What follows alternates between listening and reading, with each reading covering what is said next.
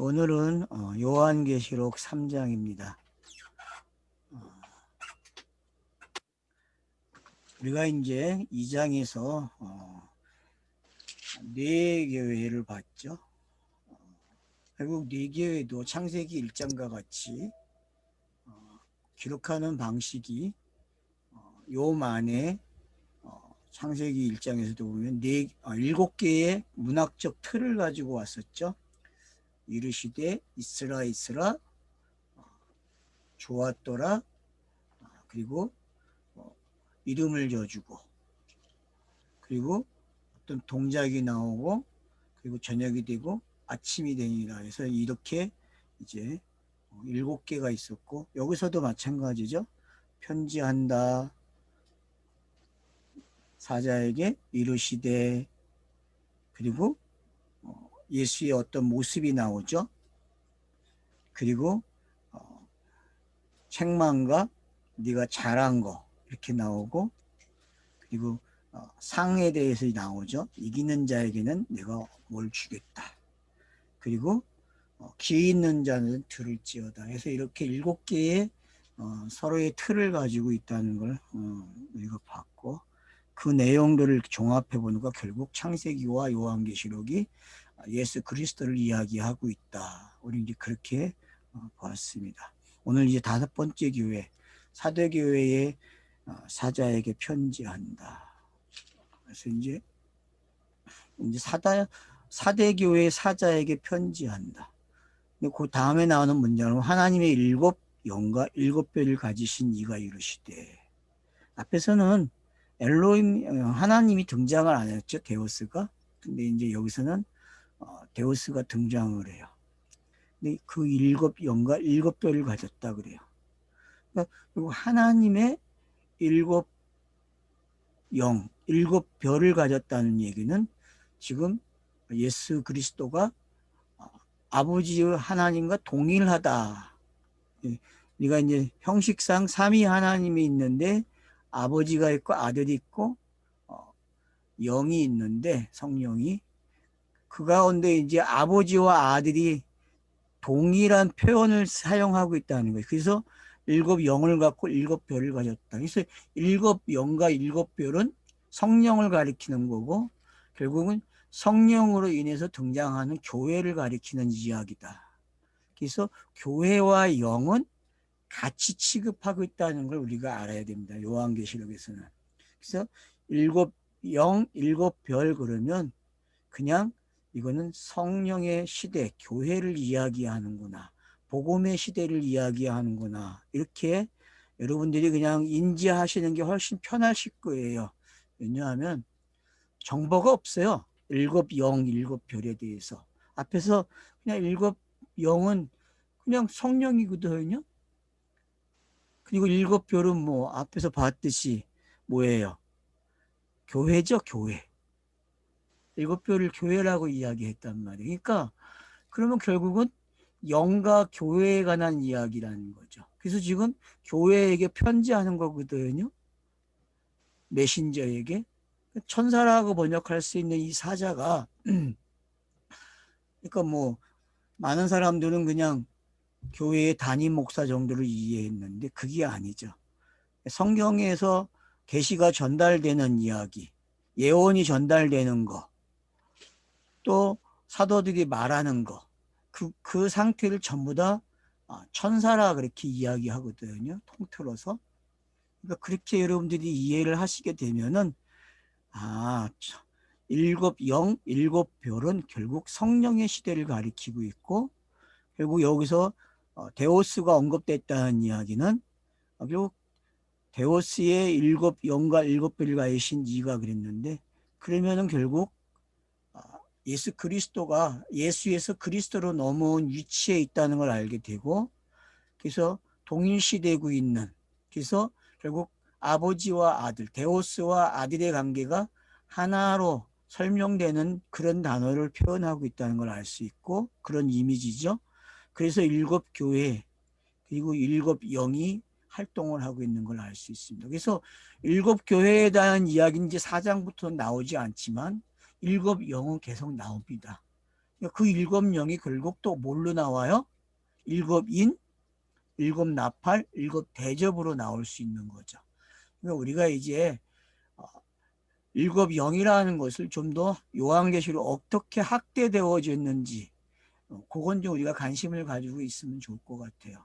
그러니까 여러분 지금 일곱 영에 관한 이야기, 이거는 에스겔서 1장에서 12장까지 있는 내용을 참고하셔야 됩니다. 그래서 거기에 바퀴가 나오고 바퀴를 중심으로 해서 영이 왔다 갔다 하면서 하는 그런 그 모습들이 있는데, 그걸 여러분들이 좀 읽으시고 그 생각이 어떻게 일곱 영과 연결이 되고 있는지, 그래서 그게 이제 앞으로 가면은 네 개의 사람의 모습도 있으면서 뭐 독수리 모습, 사자의 모습, 그 다음에 소의 모습, 그렇게 사복음서의 어떤 특징적인 그 모습들을 하고 있는 게 등장을 하죠. 이제 그렇게까지 변화돼요, 이 일곱이. 그러니까 여러분들이 그런 것들을 좀 사전에 좀 준비를 하시고, 그래서 이제 일곱 영 그러면 그건 그냥 성령 그러시면 되죠. 그러면 결국 창세기 1장 2절에 나오는 수면 위에 운행하시는 그 신이 여기에는 일곱 영으로 등장했다, 그렇게 보셔도 되죠. 그래서 일곱 교회에 편지하는 그 모습이 결국은 그리스도의 모습도 있지만 진리의 영이신 그 성령을 언급하는 것이 어떤 것인지, 그래서 성령의 시대에는 어떤 건지, 그래서 요한계시록은 어느 시점에서 봐야 된다고요? 성령의 시대에서 봐야 된다. 그래서 성령 안에서 보는 게 중요하다. 그리스도 안에서 보는 요한계시록도 필요하지만 더 나아가서는 성령 안에서 되어지는 종말, 그것을 여러분들이 잘 보시면 좋을 것 같아요. 그런 의미에서 지금 편지에 하는 그 모습, 그리스도의 모습이 일곱 영과 일곱 뼈를 가지신이다. 그분이 이르시되, 이렇게 말을 함으로써 데오스와 아들 그리스도가 된 분이 같다라는 걸 설명하고 있죠. 그 왜 같은지는 우리가 요한복음을 통해서 알았죠. 내용이 같았죠. 그죠? 그 하나님을 설명하는 아버지와 아들, 데오스와 아들의 관계가 같은 내용을 가졌기 때문에 같은 거예요. 그죠? 다른 내용을 가졌으면 같지가 못해요. 근데 서로가 데오스가 가지고 있는 메시지, 아들이 가지고 있는 메시지, 성령이 가지고 있는 메시지가 같다. 제자들도 같다. 그러기 때문에. 그렇죠. 우리가 요한복음 17장에서 본 내용이 그 내용이었죠. 14, 15, 16장이 그 내용이었고, 그러니까 내용이 같기 때문에, 사역의 내용이 같기 때문에 데오스와 아들이 같다. 그런 이치에서 일곱 영, 일곱 별을 가지신 분이다라고 표현되었다는 것을 이해하시면 되겠습니다. 그리고 이제 내 행위를 아노니 그래요. 내가 살았다 하는 이름을 가졌으나 죽은 자로다. 아버지 데오스와 아들이 동일한 모습이었는데 이제 일곱 교회의 그 모습이 어떤 모습을 가지고 있어요? 살았다 하는 이름을 가졌으나 죽은 자로다. 그럼 여러분 지금 여기에 나오는 이 사대교회의 모습이 자 살은 모습 같은데 이름을 가졌는데 죽은 자라 그래요. 좀 이해가 안 되죠. 이게 지금 살았는데 살았다 하는 이름을 가졌는데 죽었대요. 이거 여러분 이게 교회와 관계된 일입니까? 예수와 관계된 일입니까? 예수와 관련된 이야기죠. 예, 그렇게 가야 이 본문이 이해가 되지. 이게 만약에 교회와 관계됐다고 생각을 하시게 되면 혼동이 생겨. 이해가 안 돼요, 이 부분이. 내 행위를 아노니 너가 살았다 하는 이름은 가졌으나 죽은 자로다. 그럼 살았다 하는 이름은 뭐죠? 그거는 그리스도의 모습이죠. 그죠? 네. 그죠? 그거는 살았다 하는 이름을 가졌으니 그건 그리스도의 모습. 그럼 죽은 자로다 하는 말은 뭐예요? 이건 예수죠. 그죠? 이게 이렇게 가야 되지. 뭐 지금 사대교회에서 일어나는 어떤 현상을 가지고 이걸 설명하려 그러면은 이게 설명이 되지가 않아요. 그래서 여러분 이제 2절 가보면 너는 일깨워 그 남은 바 죽게 된 것을 굳게 하라. 좀 번역이 좀 이상하지 않아요? 여러분 이거 읽으시면서 그런 어감이 안 왔습니까? 이게 그냥 자연스럽게 읽어지대요? 그게 저 2절에 내가 살았다 하는 이름을 가지고 어, 죽은 자로다. 이게 어, 만주성경에 보니까 어, 디모데전서 5장 6절이 비슷한 구절이 있더라고요. 제가 한번 읽어볼게요. 예, 예, 예. 5장 6절. 5장 5절. 참 가부로서 외로운 음, 자는 하나님께 소망을 두어 음, 주야로 항상 간구와 기도를 하거니와 음, 향락을 좋아하는 자는 살았으나 죽었느니라. 거기서 이렇게, 나오네. 살았으나 예, 죽었느니라. 살았으나 죽었느니라. 어, 음.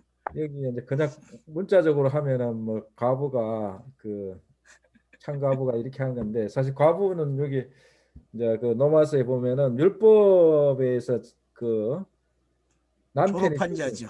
예, 그렇 예, 율법의 남편이 죽은 음, 그 과부죠, 과부.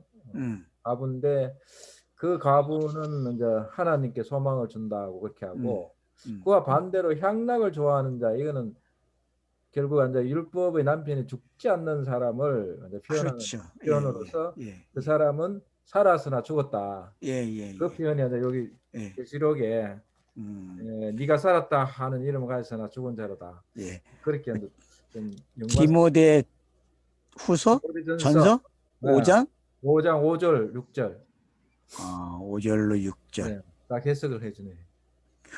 이제는 그 모든 성경권들이 예수 그리스도로 가네요.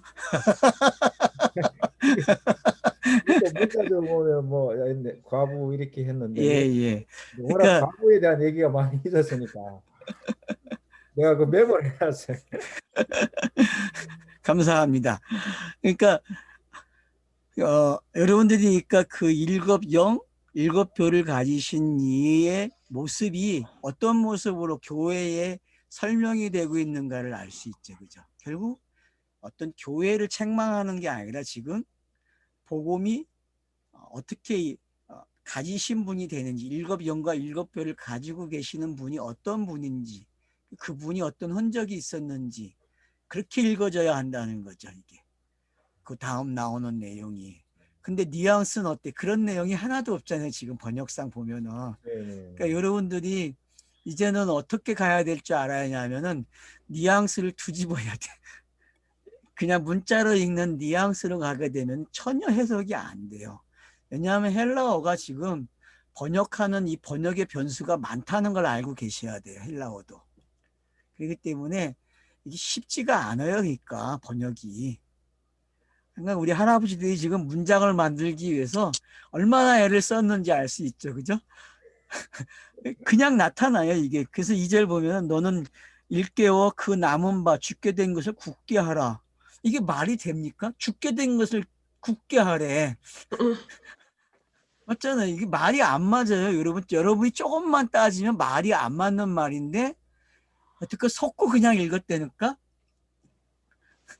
또 우리가 그렇게 훈련이 되어 있어요. 이게 그냥 속고 읽게끔 그냥 읽어야 되는 걸로. 직역 성경에서 나는 바꿀 줄 알았더만 깨어 있어라 남아 있으나 죽어가는 것들을 굳건하게 하여라. 이것도 번역을 그렇게 해버렸어요. 얘도 번역이 쉽지가 않다는 걸 알 수 있죠. 죽어가는 것을 굳게 잡으래요. 그러면 죽어가는 걸 굳게 잡으면 돼야 안 돼요? 안 돼요. 그거는 뭐예요? 진짜 굳게 잡으라고 번역하지 말고 어떻게 기억해야 돼요? 죽은 것을 차서로서. 그냥 어떤 기억하는 쪽으로 가야 맞지. 그렇죠. 네?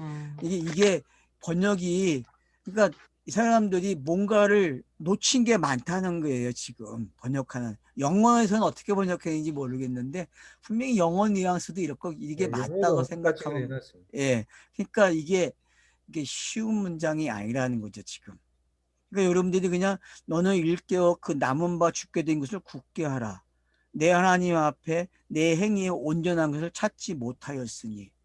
자, 예수의 다중인격이라 했죠. 다중사역은 지금 여러분들이 봤을 때에 지금 이 1절의 후반부에 시작하는 내용하고 2절에 나온 내용을 봤을 때에 이게 그냥 어떤 내용이에요? 2절에서 이야기하는 것은 내 하나님 앞에 내 행위에 온전한 걸 찾지 못하였으니. 완성되지 그러면은 못한 걸 여러분들이 죄는 있으나 죄의 그냥 모양이 있어 죄는 없다고 하는 말을 가지고 계셔야 돼요. 그 말을 가져야만 본문이 이해가 돼요. 히브리서 4장에 나오는 죄는 있으나 죄의 모양은 있으나 죄는 없다고 하는 게 어떤 건지를 여러분들이 고집을 부려야 될 게 바로 이런 데서 있는 거죠. 그러니까 지금 본문이 어떤 거예요? 어떤 모습에 대해서는 아주 나쁘게 평가를 하고 있어. 어떤 거죠? 예수가 율법 안에 뭐 율법 안에 들어가 있는 모습을 아주 지독하게 표현해요. 근데 그걸 또 다른 모습으로 표현하면, 속죄로 표현하면 어때요? 달라져요. 그러니까 여러분들이 이런 표현 방식들을, 그래서 제가 계속 다중인격이라고 쓰는 게, 다중사역, 다중인격을 쓰는 게 어떤 건지 이해가 됩니까? 이제는 좀? 이게 이해가 돼야만 본문이 좀 명확하게 이해가 되는 거예요. 그러니까 너는 일깨워 그 남은 바 죽게 된 것을 굳게 하라. 그러면 만약에 이게 읽어지면 우리 어떻게 읽어야 돼요? 이거는 속죄구나. 이게 그냥 속죄라는 단어로 가면 편해요. 이게 영단번이네. 영단번. 그리고 내 하나님 앞에서 내 행위의 온전한 것을 찾지 못하였으니, 이 말은 뭐예요? 율법이죠, 그죠? 대조시켜 놨잖아요. 지금 영단본과 율법을 대조시켜 놓은 거예요, 이렇게. 그러므로 너가 어떻게 받았으며 어떻게 들었는지 생각하라. 맞죠? 어떻게 듣고 어떻게 받았어요? 자, 구약의 선지자들이 말한 거죠. 그리스도가 온다, 그리스도가 온다. 그러면 그리스도가 가져야 될 모습들이 구약이 있다는 거죠. 그걸 어떻게 표현해요, 지금?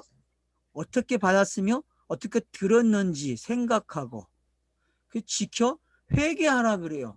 그럼 회개라는 말이 뭐예요? 구약에서 신약으로 넘어온 걸 뭐라 그래요? 회개 그러잖아요, 네, 회개. 우리가. 그러니까 여러분들이 지금 넘어오는 걸 이렇게 표현하고 있구나. 그렇게 읽으셔야 된다는 거예요, 이게. 그러니까 결국은 예수에게 넘어오고 그리스도로 넘어가는 이야기를 이렇게 표현하고 있다는 걸만 아시면 돼요. 이게 정확하게 뭐냐? 저도 몰라요, 솔직히. 이걸 어떻게 제가 정확하게 말할 수 있어요. 근데 어떤 건 알아요. 어떤 걸 지금 이런 문자들이 가리키고자 하는 게 결국은 내용상 지금 맞진 않지만은 예수 그리스도의 공간복음서의 그 모습을 이렇게 표현하는구나 하는 것까지는 쟤는 알 수 있을 것 같아요. 저에게 만약 물어본다면 당신이 그렇게 설명을 하고 있는데 저 어떤 근거로 그걸 말을 하느냐, 그렇게 얘기하면 저 솔직히 힘들어요. 그렇지만 제가 이 말씀밖에 드릴 수 없다는 거예요. 왜? 고집을 부리기 때문에. 우리가 해왔던 게 뭐죠? 성경은 뭐밖에 안 나온다? 예수 그리스도밖에 안 나와요, 여러분. 그러니까 지금 회개하라는 말은 저번 주도 얘기했지만 누구밖에 사용할 수 없다 했어요. 회개는 예수밖에 없어요. 그래서 계속 차서가 넘어가는 걸 뭐라 그래요? 우리는 회개 그래요. 회개. 그러니까 차서를 하나씩 하나씩 넘어가면은, 그래서 지금 5번째 사자에게 왔단 말이에요. 5번째 교회에게. 그러면 그건 뭐예요? 지금 차서가 계속 넘어오고 있고 내용상에서도 지금 어때요? 지금 절마다 넘어오면서 절 안에서도 넘겨주고 있고 그게 보이잖아요. 3절까지 읽으니까. 그죠? 그래서 회개하래요.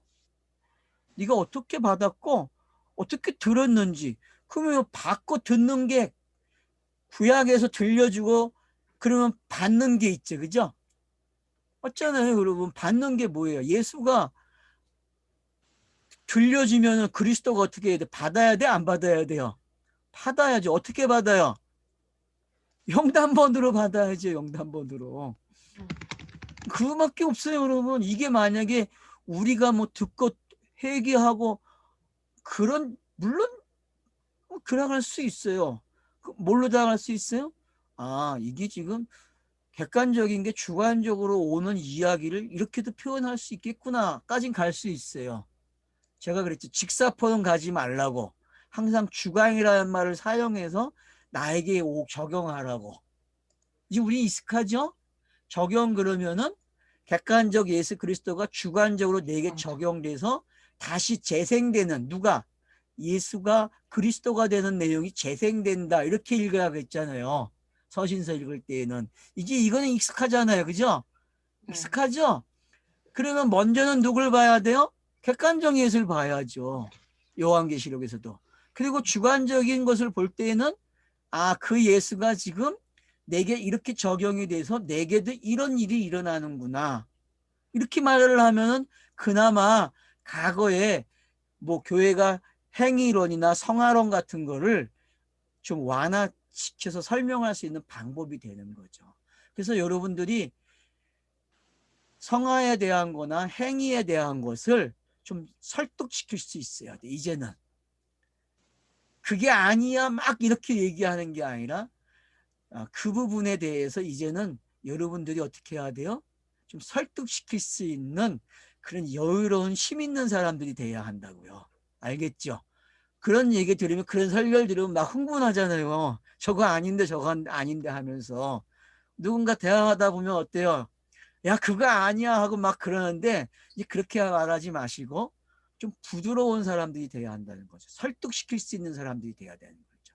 어느 시간까지 우리는 지지자가 없잖아요. 맞죠? 지금 우리가 전하는 이 모습을 지지하는 교회는 없어요. 그냥 막 쌍손 들어서 환영하는 사람도 없고 숫자가 적어요. 그렇기 때문에 저와 여러분이 할 일이 뭐예요? 먼저 온 사람으로서 뒤에 오는 사람들에게 설득시킬 수 있어야 되는 거죠. 친숙하게 들려져야 한다는 게 우리가 하고 있는 게 이제는. 무슨 얘기인지 알겠죠? 네. 그들과 우린 달라. 이런 게 이렇게만 가면 안 돼요, 여러분. 이거는 가진 자의 모습이 아니에요. 가지면 어떻게 해야 돼요? 여유를 가져야죠. 여유. 복음은 여유죠. 그걸 자유라고 했잖아요. 자유는 여유를 갖게 한다니까요, 여러분. 제가 오늘 여유가 있으니까 여유 있는 말을 하는 거예요. 저도 조급했잖아요. 얼마나 조급했어요. 강했고. 근데 여유가 생겨요. 왜? 설득해야 되기 때문에. 그래서 여러분들이 이제 요한계시록이 좀 설득을 여러분이 대하셔야 되고, 가지고 있던 견해에서, 그리고 여러분이 설득돼서 그 설득된 거 가지고 여러분이 그 사람들을 설득시켜 줘야 돼요. 얼마나 요한계시록을 오해하고 있습니까? 지금 우리가 보는 이 내용 선뜻 어떻게 갈 것 같아요? 회개하라까지 오면 어떻게 해요? 와, 내가 살아가는 이야기가 너무 적나라하게 나오고 있네. 회개해야 돼. 그래야 안 그래요? 맞잖아요. 고발당하는 거잖아요. 예수가 고발하고 있잖아요. 그리스도가 지금 편지로 고발하는 내용이잖아요. 맞죠? 율법처럼 율법이 돼가지고 율법이 돼가지고 교회 사람들을 고발한다고 회개하라고. 지금 그런 내용이 아니잖아요. 승리하신 분이 뭐하러 고발을 또 해? 율법을 없애신 분이. 안 그래요?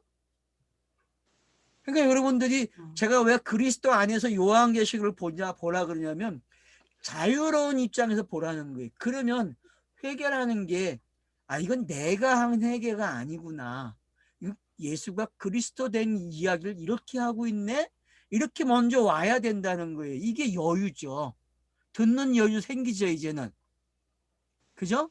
여러분, 듣는 여유가 생겨야 돼. 귀가, 이제는 찰떡같이 들어. 뭐를?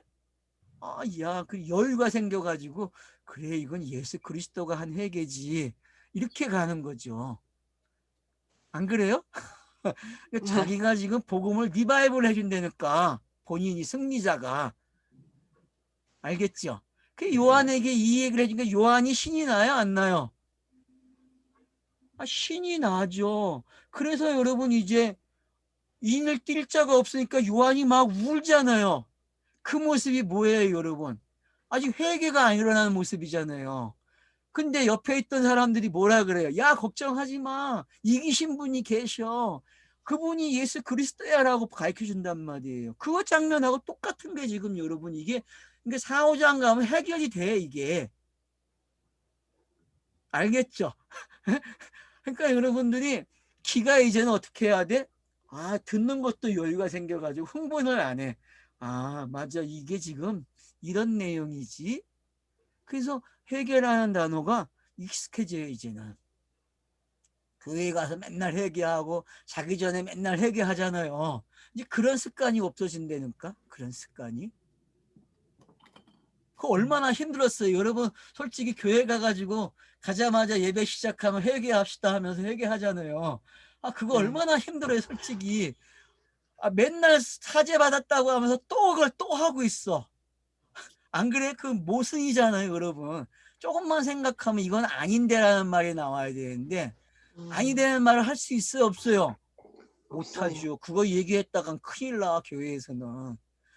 그러니까 여러분들이 이제는, 아, 회개라는 거는 한 번밖에 없다. 그래서 조직신학에서 구원론 가르칠 때 회심은 한 번밖에 없다 그래요.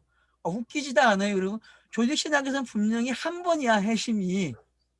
음. 아, 근데 날마다 하래. 회심하고 회개하고 다른 게 뭐야, 그 뭐 자번째는 맨날 해야 되고, 언제는 회심으로 끝나고 그렇게 가르쳐요? 그게 이 모순 아니에요, 여러분. 조직신학에.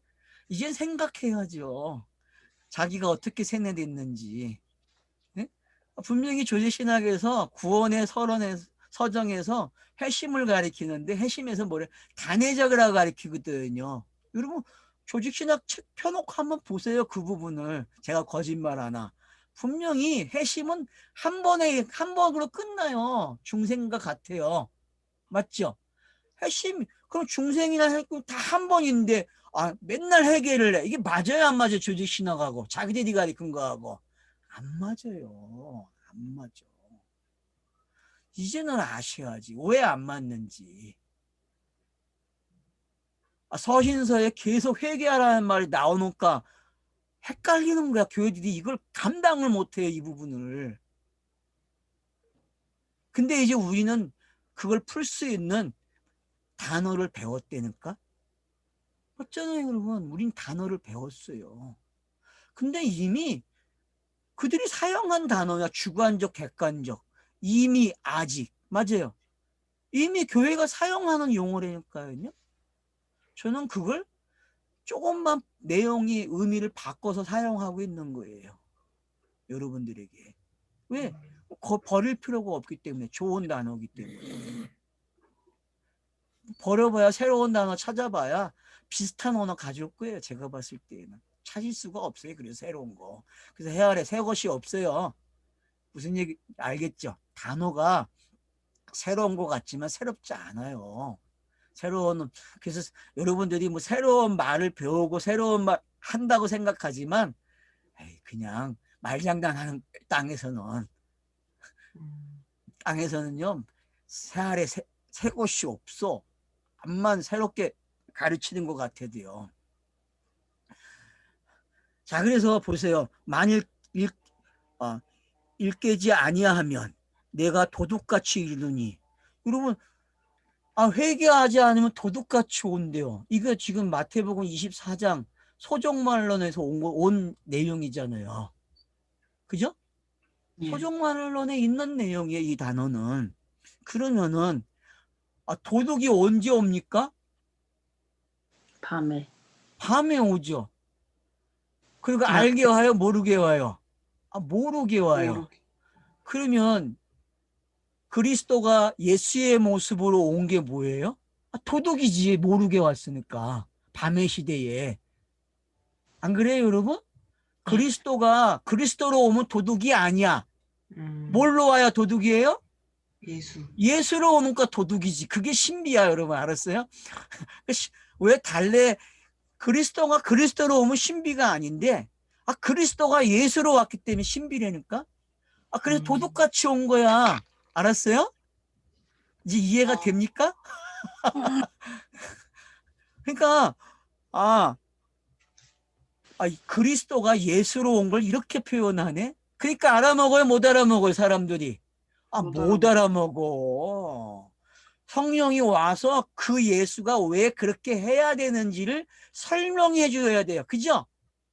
맞죠, 여러분? 그래야 알아먹죠. 그래야. 도둑 그러면은 누구야? 예수라니까. 예수가 도둑이라니까, 여러분. 근데 그걸 도둑으로 못 읽으니까 읽어져요, 안 읽어져요? 안 읽어지지. 그래서 언제 온대요? 그래서 많은 사람들이 종말을 예언하고 재림을 예언하는 사람들이 도둑같이 연출을 해야 안 해요? 연출해가지고 하다가 개망신 당했잖아요, 여러분. 문자적으로 이해했다가. 개망신 당한 것들이 우리나라에도 있었잖아요. 많아요. 그리고 우리나라도 온다 해가지고 난리가 났었잖아요. 예? 근데 결국 실패했잖아요. 도둑같이 온다고 연출했는데 그분이 와야 연출이 되지 안 오는데 재림이 안 일어나니까 실패한 거죠. 그러니까 여러분들이 이제 도둑이라는 말이 이해가 되죠? 선생님, 근데 회개하지 않으면 도둑같이 온다는 거잖아요. 응.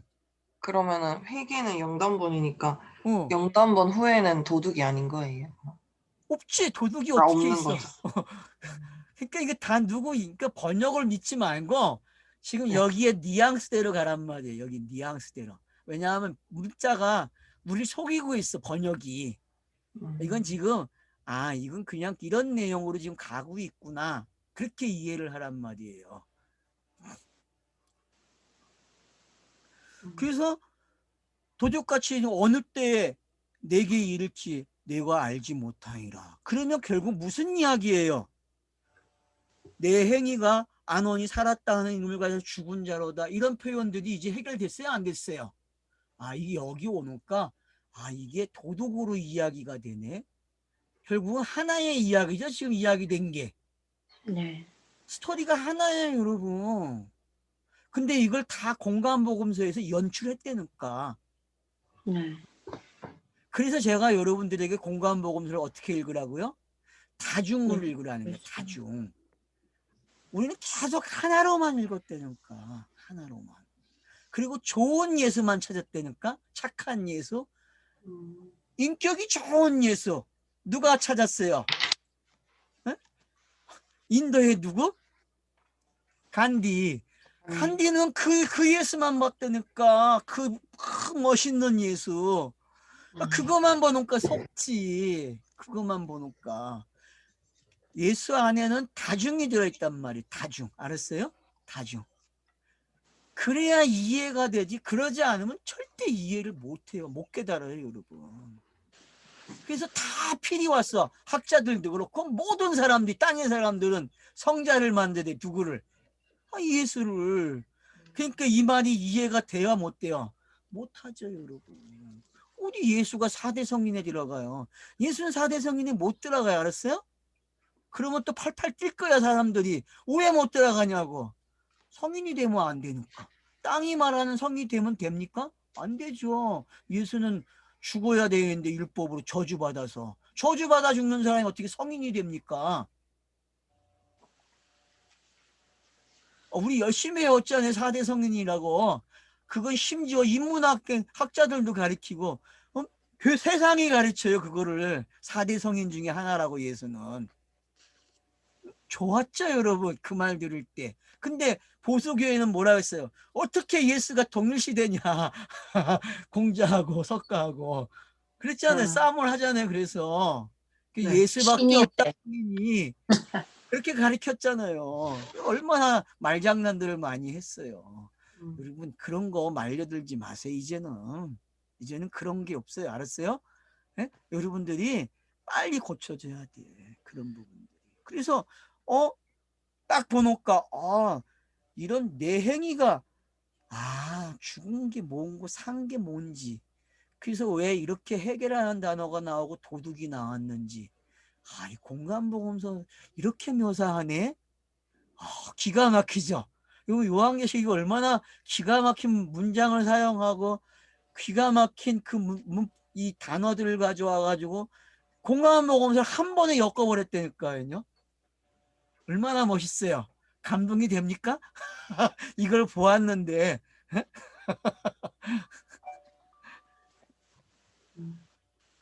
자, 그러면서 또 이야기해요. 다음번 넘어가야죠. 이제 좋은 사람 찾아내야죠. 그죠? 나쁜 놈 나왔으니까 이제 좋은 얘기 나와야죠. 항상 땅에서는 선 이렇게 나온다 그랬잖아요. 기록 방식이. 그죠? 네. 이게 차서라 그랬잖아요. 우리는. 그래서 이제 그러나가 나오는 거죠. 그죠? 그러나. 그러나. 그 지금 그러나가 계속 나왔어요. 어느 교회만 그러나가 안 나왔어요? 어느 교회만? 성원화 교회만. 교회. 그래서 성문화 교회 사람들이 좋아하잖아요. 그런 내용이 아니었다 해서 세상 사람들이 이해하는 그런 성문화 교회의 좋은 모습이 아니에요. 착각하지 마세요. 예? 네. 착각하시면 큰일 나요. 거기는 영단본이 더 정확하게 나온다고. 영단본이. 사대교회에서는. 그러나 사대에 그 옷을 더럽히지 아니한 자 몇 명이 내게 있어 흰옷을 입고 나와 함께 다니니 그들은 합당한 자인 연거라. 자, 여러분 이게 이해가 돼요? 교회 안에 문자적으로 읽으면 뭐가 있다는 게 지금? 네? 더럽히지 아니한 더럽히지 자가 아니한 있대요. 자. 옷을. 아니 옷이 몇 벌 됩니까? 한 벌. 여러분 옷은 0이 되면 옷이 입은 거죠. 그죠? 네. 앞에 그래서 일곱 영을 가지셨다고 하잖아요. 일곱 영을. 일곱 별과 일곱 병을 가지신 분이라는. 그죠? 그분이 말을 하는 거예요. 근데 그분이 어떻게 묘사를 하냐면 지금 옷을 더럽히지 않은 자가 몇 명이 있대. 그러면 여러분 이제 이게 여러분 다른 인격으로 보입니까? 다른 사역으로? 몇 명? 네. 여러분 그래서 공간복음서라는 게 몇 명이 돼야 안 돼요? 돼요. 그러니까 여러분 그냥 이걸 그냥 사복음서 그냥 공간복음서 이렇게 읽어도 돼. 꼭 사람으로 갈 필요가 없다니까. 지금 우리가 착각하는 게 상징이 뭔지 모른다는 게 상징이. 요한계시록은 다 상징이죠. 지금 네. 이거 본거잖아요. 본거. 지금 누가 본 거예요? 요한이 본 거죠. 네. 본 거를 기록하니까 전부 상징이에요, 아니에요? 상징이에요, 여러분. 그러면 몇 명 그러면 뭐예요, 그냥? 제가 그랬잖아요. 이름이 나오거나 숫자가 나오면은 다 어디로 가버리라고. 예수 그리스도. 예수 그리스도로 가도 되고 그냥 성경의 할체, 할자들. 그냥 문자예요, 문자 그냥. 근데 그 문자들 중에서도 어디로 오면 좋아요? 공간복음서, 사복음서로 오면 되는 거야. 몇 명이. 알겠죠? 그 내용 속에는 다중인격이기 때문에 들어있어요, 안 들어있어요? 들어있어요. 들어있죠. 들어있죠. 그 내용이. 그렇게 읽어야 한다는 거예요. 그렇게. 뭐 제가 지금 드리는 이 아이디어는 여러분이 이제 시험을 해봐야 돼. 알았죠? 그런 거 아닌지 아닌지. 제가 말했다고 다 따라하라는 얘기는 아니에요. 알았죠? 저는 지금 이렇게 보인다는 거 저에게만. 저는. 그건 이제 여러분이 선택할 사항이야. 따져보고서. 저는 뭐 주입식 하고자 하는 게 아니에요. 참 여유롭죠, 이제. 여유를 찾았죠, 그죠? 제 자신이 여유를 찾았단 말이에요. 그러니까 여러분들도 이제 같이 대화가 되게끔 하자는 거예요. 그러니까 대화가. 스스로가 지금 대화를 해야 돼, 자신에게. 이걸 어떻게 받아들일 것인지. 제가 제안을 했으니까 저는 이걸 그냥 공간복음사 그렇게 이야기하고 싶은 거예요. 공간복음사. 요한이 기록하는 것도 돼요, 안 돼요, 지금? 되는 거죠. 있으니까, 이기는 자가 있으니까, 지키는 자가 있으니까 기록이 되는 거 아니에요. 성경이. 요한계시록이 가장 강조하고 싶은 게 뭐예요? 이기는 자잖아요. 안 그래요, 여러분? 지킨 자들이잖아요.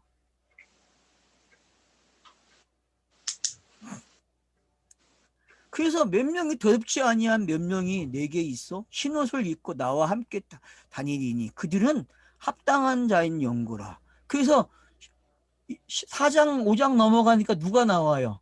구약의 12지파가 나오고 신약의 열취비사도가 나오네. 그러면 그 몇 명이 설명됐어요, 안 됐어요?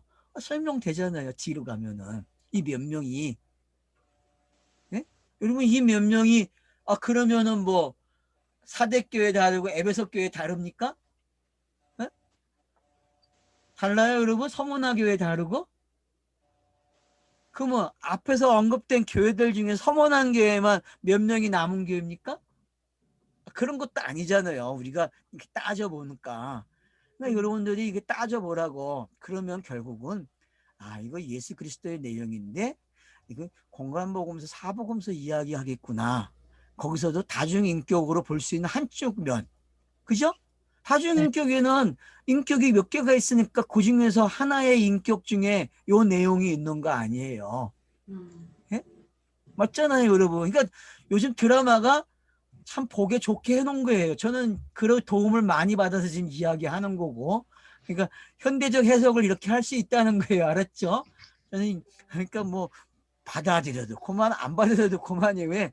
저는 이렇게밖에 설명할 수 없어요. 제 한계예요. 저의 한계. 자, 그래서 이제 어떻게 합니까? 그러면 여러분 이 옷은 뭡니까? 옷은 예수 그리스도죠. 그냥 영이죠. 그죠? 일곱 영이죠. 그냥. 네, 성령을 덧입은 자.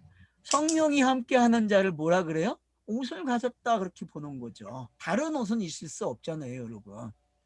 그러면 뭐 하와가 입은 옷부터 시작해가지고 맞죠?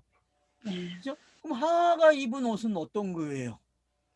의롭다는 증거잖아요. 의의 상징이잖아요. 의. 그러면 의의 상징은 뭐예요? 로마서에서 성령이죠. 복음이죠. 왜? 복음은 성령의 시대에만 말할 수 있는 거니까. 그러니까 여러분들이 동일시시킬 수 있는 말을 찾으면 돼요. 알았죠? 네. 그래서 로마서를 먼저 한 이유가 있다는 거예요. 왜? 단어를 찾아올 수 있다니까? 말을 할 수 있는 힘이 생겨요. 복음은 믿음으로 의롭게 하죠. 맞죠? 복음은 믿음으로 의롭게 한다니까. 그게 로마서 10장의 이야기잖아요. 그래서 복음을 전하는 자의 발이 아름답더라 하는 거예요. 지금 그 발에 대한 이야기가 계속 나오고 있는 거 아니에요? 예? 여러분 지금 그 복음의 발이 어떻게 등장을 하는지 설명하고 있잖아요. 그래서 몇 명이 이제 등장하죠. 그죠? 그래서 사도행전에 몇 명이 등장해가지고 말하는 자들이 생기잖아요. 그들이 옷을 입은 자잖아요. 그쵸? 크게 보면은 두 명이죠. 누구? 베드로, 사울, 바울. 크게 보면 그죠. 그리고 그로 인해서 파장이 일어나서 사도들이 복음을 전하고 스테반도 복음을 전하고 그래서 유일하게 집사 중에는 스테반이 가장 많은 내용을 가지고 있죠. 집사들 중에서는. 그리고 그 다음 나오는 사람이 빌립이죠. 그죠? 집사들 중에서는 이런 자들이 다 뭐예요? 남은 자잖아요. 뭘 가졌기 때문에? 복음. 복음.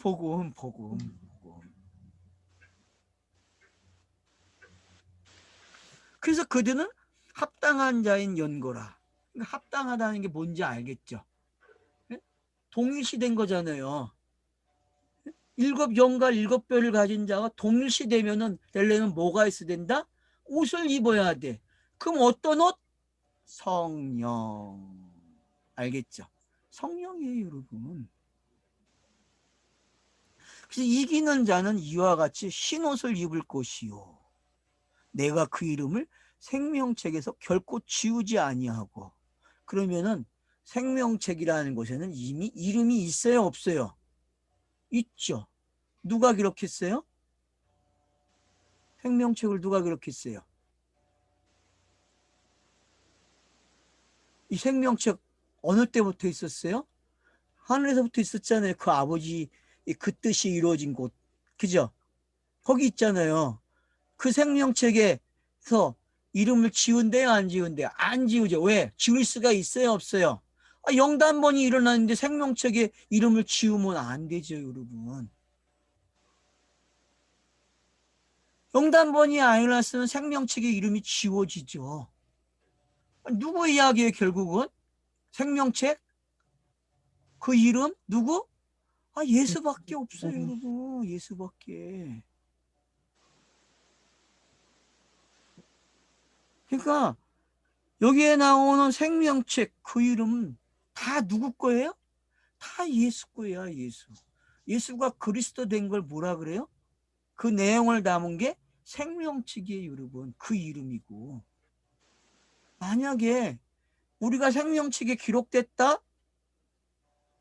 좀 생각해 봐야 돼. 이 부분은. 우리는 객관적으로 그리스도의 그 생명책에 있는 그리스도라는 이름에 들어가 있다니까요. 그리고 그리스도라는 이름으로 나온다니까요. 맞아요, 안 맞아요? 우리는 그게 객관적 복음이잖아요. 그게 임이죠. 그럼 아직은 뭐예요? 내가 그 이름을 이 땅에서 어떻게 해야 돼요? 나타내야 돼. 드러내야 돼. 복음을 말을 하면 드러내는 거잖아요. 그러면 본인이 그 상태도 된 거예요, 안 된 거예요? 예수 그리스도가 된 거죠. 그래서 살아가는 모습이 뭐예요? 우리는 예수 그리스도죠. 요한계시록은 지금 내가 예수 그리스도를 살아가는 이야기를 이렇게 한 거예요. 그래서 옷을 입었다 그러는 거예요. 어떤 옷? 복음, 영, 성령, 의. 맞죠? 그래서 의로운 옷이에요, 여러분. 옷의 이름이 의로운 옷이라니까. 하하가 가죽 옷을 입었을 때의 모습이 의롭게 되는 거잖아요. 의롭게. 의롭게 되면은 온죄가 해결된다 그러세요. 온죄는 두 가지가 있다 그죠? 죄책과 오염이 있다 했잖아요. 죄책이 뭘로 없어져요? 의롭다는 걸로 없어지죠. 그럼 남아있는 게 뭐예요? 오염 그래 성. 그래서 그걸 뭐가 없앤다 그래요? 성화로 제거된다고 배웠잖아요. 여러분 기억나세요? 조직신학 안 읽으신 분들은 아마 기억이 나세요. 장로님은 기억이 될 거야 지금 이 말이 무슨 말인지. 박형령 박사의 책을 많이 읽으셨으니까 이 말이 이해가 되죠 지금. 그러니까 왜 죄책과 오염이라는 말이 나왔겠어요 신학자들에게. 안 풀리는 게 뭐예요? 의롭다는 건 풀렸는데 이 오염의 성화라와 관계돼서는 풀질 못하는 거야. 왜? 서신서의 뉘앙스가 그런 게 있어요 없어요? 서신서의 뉘앙스가 성화의 개념이 나오고 오염을 제거해야 되는 날마다 해결해야 하는 단어가 나온단 말이야. 그러니 학자들이 죽는 거야. 그걸 문자적으로 풀래니 풀 수가 없어가지고. 안타깝죠, 그죠? 그 숙제를 교회가 짊어지고 있고 그걸 성도들에게 넘겨줬다니까. 그 성도들이 어때요? 날마다 그 무거운 짐을 가지고 있어. 요한계시록 읽으면 그래서 빨리 종말이 오길 바라는 거야. 왜? 그 무거운 짐을 벗고 싶어서. 근데 그 무거운 짐 이미 벗었어요? 안 벗었어요? 예수가 영단번에 다 없애버렸다니까 그 무거운 짐을. 그 복음을 가지고 있다고 하는 교회가 그걸 해결을 못해. 그냥 뭔가가 아이러니죠. 교회가 풀질 못했다니까요. 근데 요한계시록이 지금 풀어주고 있어요. 풀어줬단 말이에요. 그래서 이걸 여러분들이 잘 생각하시면은 서신서 요한계시록을 어떻게 읽어야만 그런 맹점에 걸려들지 않는구나. 여러분 그러지 않으면 다 걸려들게 돼 있어요. 정말이에요, 여러분. 그래서 이기는 자에게 흰옷을 입고 그래서 생명책에 그 이름을 결코 지우지 않겠대요. 이게 그러면 우리 이야기로 직사포로 오면 안 되죠. 이건 누구 이야기예요? 이 가정을 일으킨 예수와 그리스도에 관한 이야기죠. 그러면 생명책의 진짜 이름은 누구예요? 그래서 그리스도밖에 없다 그러는 거예요. 맞죠? 네? 생명책의 이름이 뭐 전부 지금 가지고 있는 그 이름으로 기록이 되어 있어요? 그래서 이름을 받은 자만, 돌에 새겨진 자만 안다 그랬잖아요. 그걸 받은 자만 안다 그랬잖아요. 앞에서. 그럼 받은 자가 누구예요? 돌을 새로운 돌에 그 이름 박힌 걸 받은 자가 성령 받은 자. 그게 그리스도고 그 그리스도가 성령을 보내주시면은 그 이름을 가진 자가 되는 거 아니에요. 그래서 여기에 나오는 생명책은 교회가 말하는 그 모든 사람을 다 기록한 게 아니고 누굴 기록해요? 그리스도. 알았죠? 네? 그리스도밖에 없다고 이름이. 그러니까 구약에 나오는 그 많은 이름들, 5장에 나오고 11장에 나오는 그 이름들이, 10장에 나오고 하는 그 이름들이 다 무슨 이름이에요? 그러니까 셈이 가리키는 이름은 뭐밖에 없다? 그리스도. 그리스도밖에 없어요. 근데 예수가 오니까 그게 신비야. 알겠어요? 예수가. 사람들이, 유대인들이 알아채지 못한 게 예수잖아요. 예수. 인자 예수. 그러니까 여러분들이 다중사역으로 나타나는 이 인자 예수를 공부를 잘못하면은 성경이 안 읽어지는 거예요. 성경이. 그러니까 왜 신비라고 이야기하고 인자 예수가 그런 게 뭔지 묘사되고 있는 걸 아셔야만 정말 이해가 되는 거예요. 그 깊이가 달라진다니까요.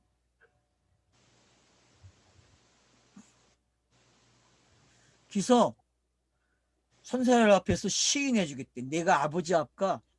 그럼 여러분 이런 단어들이 나왔어요? 안 나왔어요? 공감모금서에. 나왔잖아요. 나를 부인한 자는 내가 아버지 앞에서 부인할 것이고. 그죠? 나왔다고. 어디에? 아마 마태복음 10장에 나올 거예요. 제자들 파송장에서. 네? 제자도에서. 1장 32절. 그쵸? 네, 나오죠? 네. 왜? 저는 그 내용이 어디 있다는 그 그림을 가지고 있다니까? 정확하게. 저는 장만 알지 절은 기억 안 해요. 절까지 기억하면 머리가 터지니까. 누구든지 사람 앞에서 나를 시인하면 나도 하늘에 계신 내 아버지 앞에서 그를 시인할 것이요. 예. 맞잖아요. 그래서 복음이 들려지면 시인을 시키는 거예요. 맞죠? 그러면 로마서 10장에서 왜 복음을 들려지면은 시인을 하잖아요. 어떤 시인을 해요? 입으로. 어떤 시인을 하죠? 이 복음 맞네요. 아멘 시인이 되냐? 아멘 한다니까. 아멘. 아멘이 뭐예요? 시인이야, 시인. 아멘. 뭐에 대해서? 아니, 예수가 그리스도 된 그 신비를 안 되는가?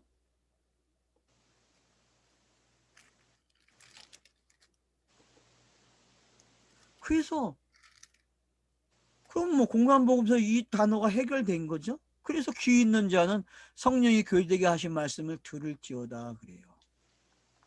그러니까 지금 귀가 있어야 된다고 몇 번 들어요?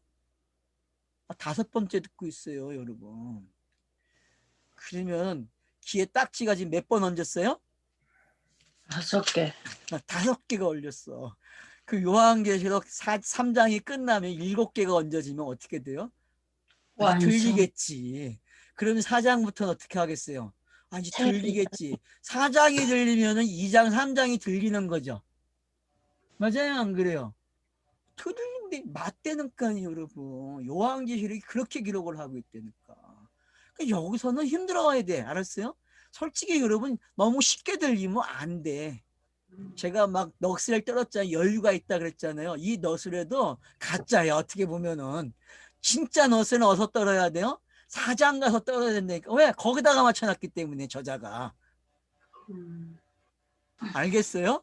그러니까 그런 느낌을 가지고 성경이 읽어져야 된다는 거예요. 그래야 요한이 가져가는 대로 따라가면서 거기서 참여가 되는 거예요. 이렇게. 참여가 되니까 어때요? 신이 나는 거죠. 막 그냥. 아는 듯 모르는 듯. 청중은 어때? 군중은요.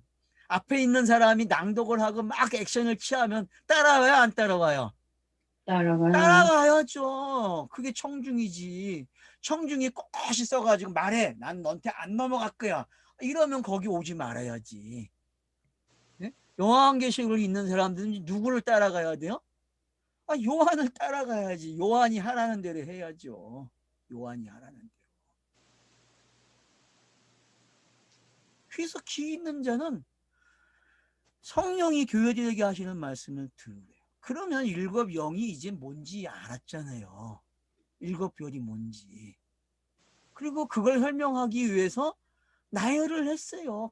나열을. 그래서 결국 또 성령으로 끝을 내요. 아, 요한계시록 재밌죠. 교회들마다 하는 말이 뭐예요? 성령으로 시작해서 성령으로 끝내. 이해가 되십니까? 성령으로 시작해서 성령으로 끝내요. 성령 안에서 이르시되가 나온다고. 맞죠? 성령 안에서 이르시되가 나온다고. 그래서 그분이 성령 안에서 말을 할 수 있는 그 이유가 있어요. 근거가 뭐예요? 이긴 자이기 때문에.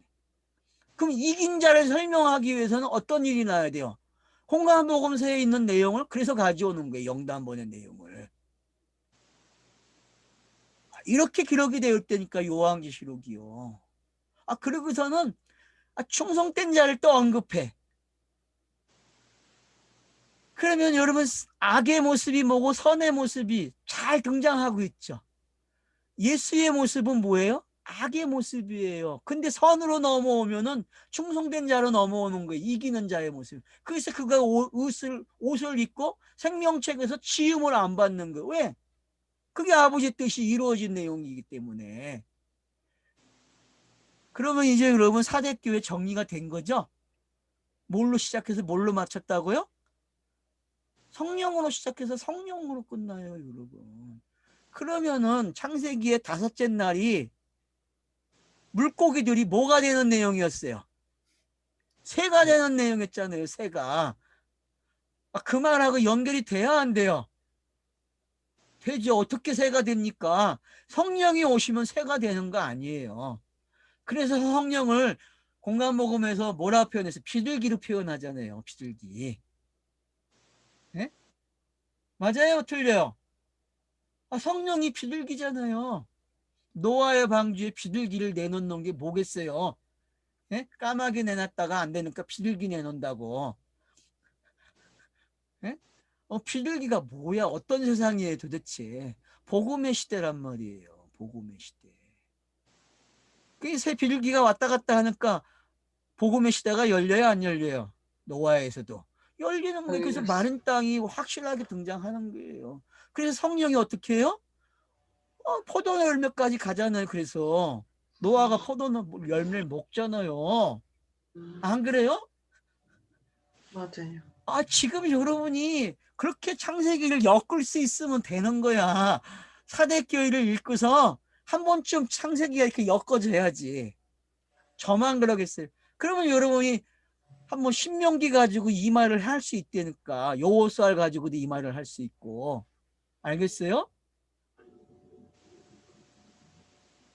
생각이 잘 나는 거 가지고 한번 해보시라고, 엮어보라고. 그러면 다 엮어져요, 여러분. 왜? 반복된 내용이었기 때문에.